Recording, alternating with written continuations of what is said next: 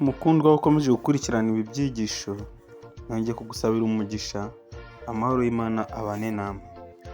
Kuri uyu munsi rero ku itariki 27 Gicurasi, kuri wa kabiri, tugiye kwigana ingingo ivuga ngo kudahinduka kw'amategeko y'Imana. Kudahinduka kw'amategeko y'Imana. Twibuke ko turi kwiga icyigisho cy'igihembwe cyose kivuga ngo intambara ikomeye. Insanganyamatsiko y'icyumweru turi kwigira hamwe rero iravuga ngo urufatiro rw'ingoma y'Imana. Urufatiro rw'ingoma y'Imana.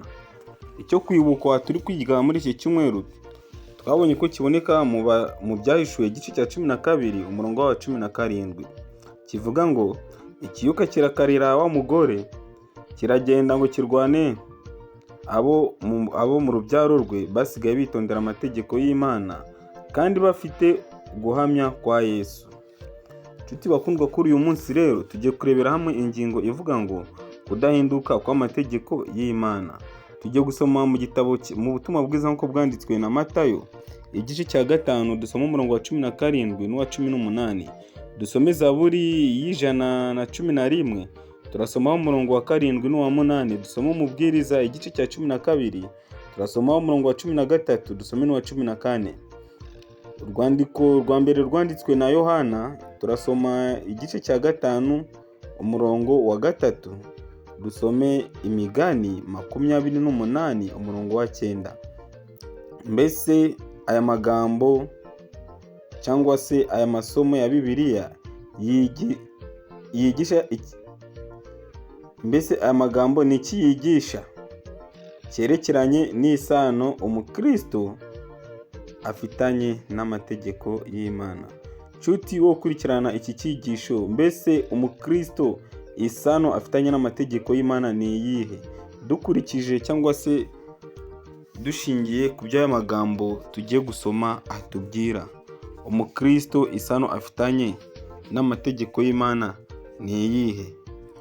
Reka dusome muri Matayo igice cyaho cya 5, dusome umurongo wa 17 n'uwa 18. Yesu ntiyazanywe no gukuraho amategeko. 17. Mwitekereza ko naje gukuraho amategeko cyangwa ibyahanuwe? Sinaje kubikuraho, ahubwo naje kubisohoza. 18. Kandi ndababwira ukuri yuko ijuru n'isi kugeza aho bizashirira, amategeko atazavaho inyuguti n'imwe cyangwa agace kayo gato, kugeza aho byose bizarangirira. Nshuti bakundwa, uwishuka ngo amategeko azahinduka cyangwa se azagira icyo ahindukaho aba yishutse. Ko umwami Yesu aravuga ngo ntayaje gukura amategeko cyangwa se ibyahanuwe, kugeza aho isi izashirira, amategeko atazakurwaho n'inyuguti n'imwe. Yewe uretse kuvuga ngo azavaho itegeko ryose, ariko Bibiliya itubwira yuko nta n'inyuguti n'imwe izavaho. Nshuti bakundwa rero, ni by'ingenzi ko umukristo akurikiza amategeko y'Imana. Zaburi y'111, dusome umurongo wa 7 ndetse n'uwa 8. Zaburi y'111 umurongo wa 7 n'umurongo wa 8. Haranditse ngo imirimo y'intoki ze ni umurava no kutabera, amategeko ye yose arahamye. Yakomerejwe guhama iteka ryose, yategekeshejwe umurava no guhamya. Yategekesheje umurava ndetse no gutungana. Nshuti bakundwa, amategeko y'Imana arahamye kandi yategekeshejwe umurava ndetse no gutunganya. Amategeko y'Imana aratunganya, atunganya umukristo, atunganya uyizera.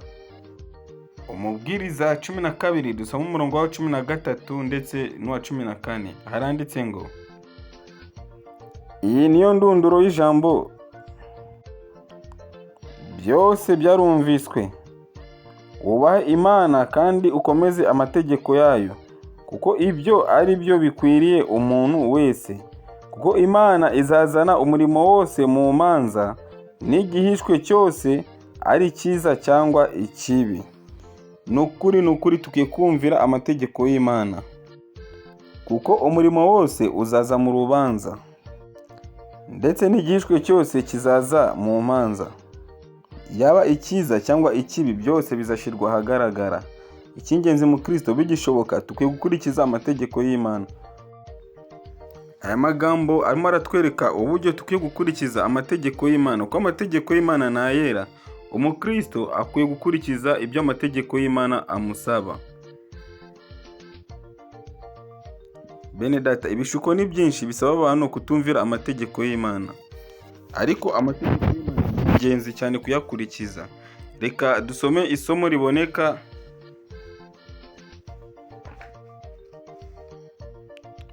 mu rwandiko rwa mbere rwanditswe na Yohana. Dusome igice cyaho cya 5 umurongo wa 3. Urwandiko rwa mbere rwanditswe na Yohana, igice cyaho cya 5 umurongo wa 3. Haranditse ngo, kuko gukunda Imana ari uko twitondera amategeko yayo, kandi amategeko yayo ntarushya. Mukundwa, amategeko y'Imana ntarushya, kandi gukunda Imana ni ukwitondera amategeko yayo. Rero uvuga ko akunda Imana ntitondera amategeko y'Imana aba ari umubeshi. Reka turebe n'isomo riboneka mu Migani, igice cya 28, dusome umurongo wa 9. Imigani 28 umurongo waho wa 9. Haranditse ngo,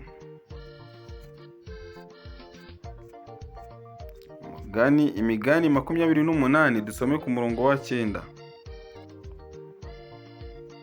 Haranditse ngo, wiziba amatwi ngo atumva amategeko, gusenga kwe nako ni ikizira. Ese aya magambo aratwereka iki? Aratwigisha iki ku isano umukristo akwiye kugirana n'amategeko? Amategeko y'Imana ni ingenzi. Umukristo wese akwiye kubahiriza amategeko, nicyo gipimo cy'ubukristo. Reka dusome aya magambo yanditse muri iki gitabo turi kwigiramo. Abadivaniste b'umunsi wa 7 bagera ikirenge mu cy'abagorozi b'abaprotestani, bashishikariye ukwera kw'amategeko y'Imana. Zirikana aya magambo akomeye yanditswe na John Wesley. Amategeko y'imihango cyangwa ay'imigenzo Mose yahaye abana ba Isirayeli, harimo amabwiriza yose arebana n'ibitambo bya kera n'imirimo yo mu rusengero. Umwami wacu yaje kuyakuraho, ariko amategeko agenga imyitwarire akubiye mu mategeko 10 y'Imana yashimangiwe n'abahanuzi ntabwo yakuyeho. Nshuti bakundwa, nagira ngo mbabwire yuko mu mategeko 10 Imana yahaye Mose ku musozi wa Sinai ntabwo yakuweho, ahubwo amategeko y'iby'imigenzo yarebanaga no gutamba ibitambo ndetse n'imirimo yo mu rusengero, ayo ngayo niyo yakuweho ku musaraba. Ariko amategeko 10 Imana yahaye Mose ku musaraba ntabwo yigeze akurwa, kwa ayo mategeko ntabwo azahindukaho n'inyuguti n'imwe kugeza Kristo agarutse. Ntabwo umugambi wo kuza ku isi wari wo gukuraho n'umugabane n'umwe w'ayo mategeko. Aya ni amategeko adashobora guhinduka, ahagaze ashikamye nk'umuhamya wo kwizerwa mu ijuru.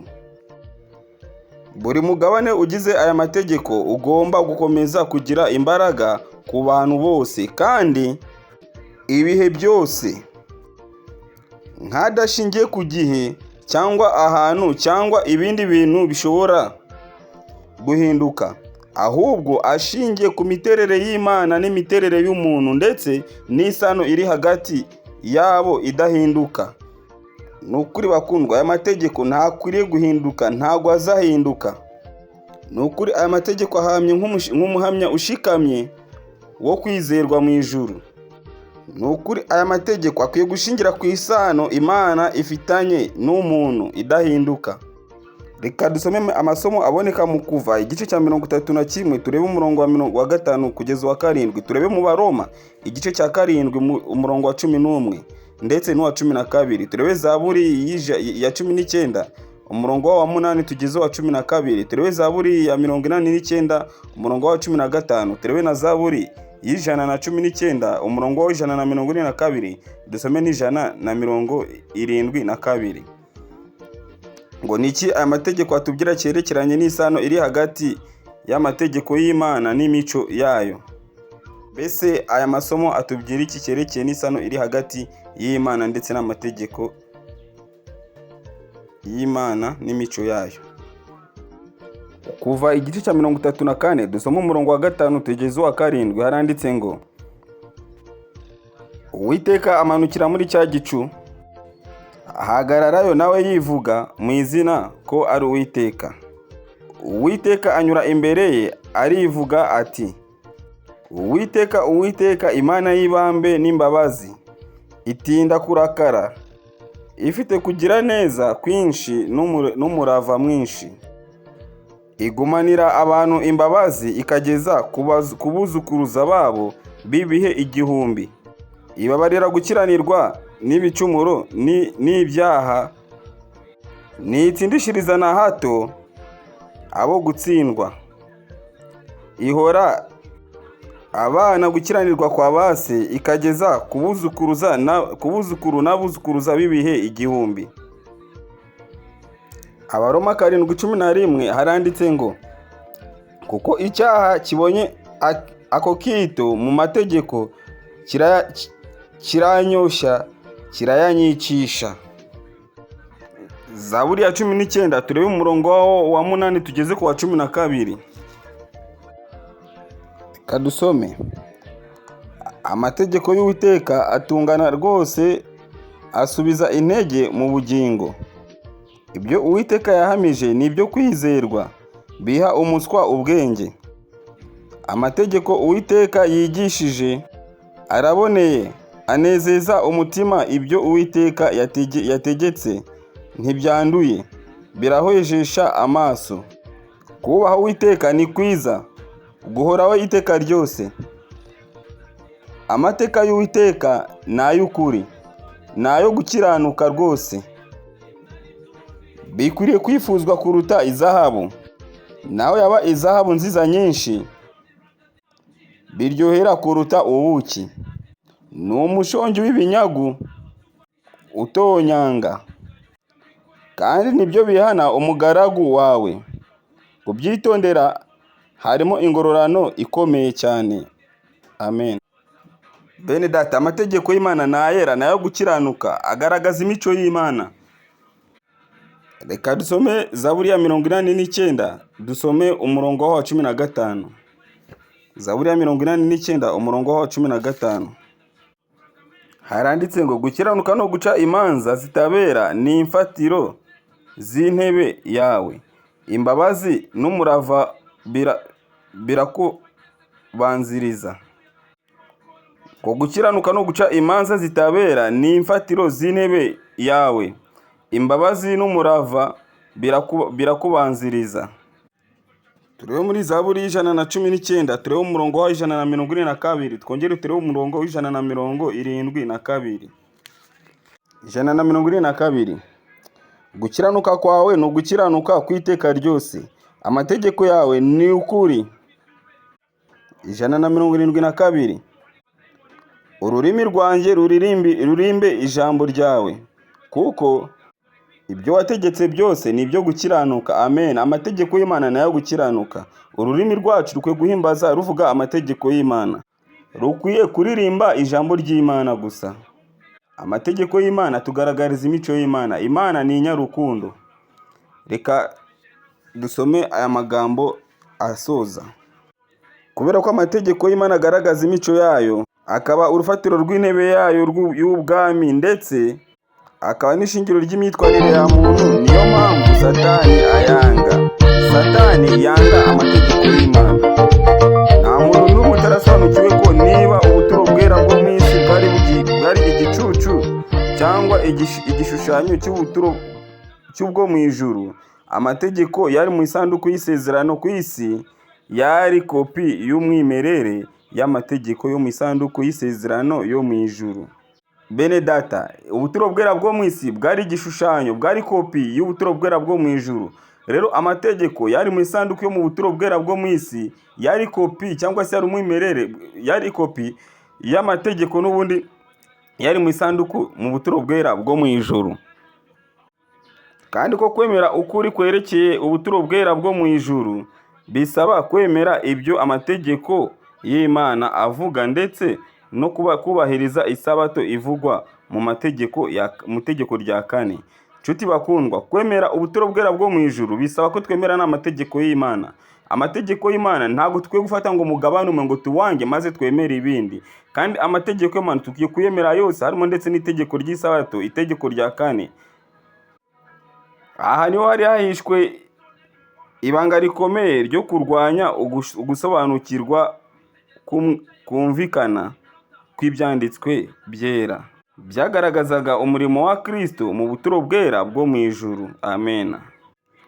Kubahiriza amategeko y'Imana niho hari ibanga rikomeye cyane ryo kurwanya ugusobanukirwa kumvikana kw'ibyanditswe byera byagaragazaga umurimo wa Kristo mu buturo bwera bwo mu ijuru. Nshuti bakundwa, impamvu zose zatuma abantu bagaragaza ko amategeko y'Imana atakiri ingenzi ntabwo tukwiye kuzitaho, ntabwo tukwiye kuziha agaciro, ni ibinyoma. Amategeko y'Imana ni ayera, kandi amategeko y'Imana agaragaza imico ya Kristo. Amategeko y'Imana ntabwo azahinduka kugeza Kristo agarutse. Azagaruka nta n'inyuguti n'imwe cyangwa se agace kamwe ko muri ayo mategeko kigeze kavaho. Satani ni umwanzi ukomeye. Satani niwe utuma abantu banga amategeko y'Imana. Satani niwe wangisha abantu amategeko y'Imana. Rero nahanjye nawe kugira ngo twumvire Imana duhereye none kugeza iteka ryose. Nicyo mbasabiye, nanjye nisabira mu izina rya Yesu Kristo umwami wacu. Amen.